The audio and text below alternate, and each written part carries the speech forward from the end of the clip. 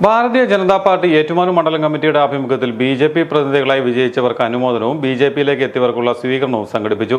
Ettumanoor NSS കരയം ഹാളിൽ സംഘടിപ്പിച്ച യോഗം ബി.ജെ.പി. ദേശീയ സമിതി അംഗം PC ജോർജ് ഉദ്ഘാടനം ചെയ്തു.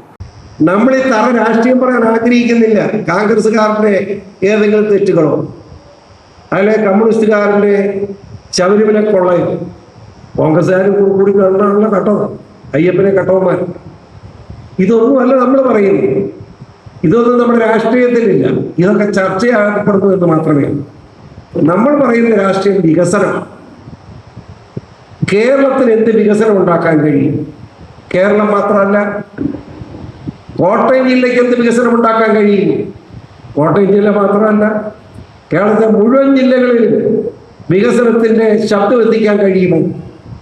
കേരളത്തിലെ മുഴുവൻ 140 നിയോജകമണ്ഡലങ്ങളിലും ഉള്ള പ്രവർത്തകരെ വെച്ചുകൊണ്ട് വികസനം എന്ന ആശയം അവർ ജനങ്ങളുടെ മനസ്സിലേക്ക് അടിച്ചേൽപ്പിക്കാൻ കഴിയുമോ? ഈ തറ രാഷ്ട്രീയത്തിന് അപ്പുറത്ത് വികസനമാണ്. ഓരോ വ്യക്തിയുടെയും വികസനം ഏത് ശക്തി വരെ ഉയർത്താൻ കഴിയും?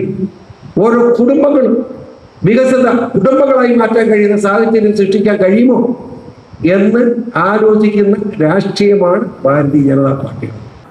ജില്ലാ പ്രസിഡന്റ് ലിജിൻലാൽ അധ്യക്ഷനായിരുന്നു. ബി.ജെ.പി. നേതാക്കളായ NK ശശികുമാർ, മുരളി പേരൂർ, PN സാബു തുടങ്ങിയവർ പ്രസംഗിച്ചു.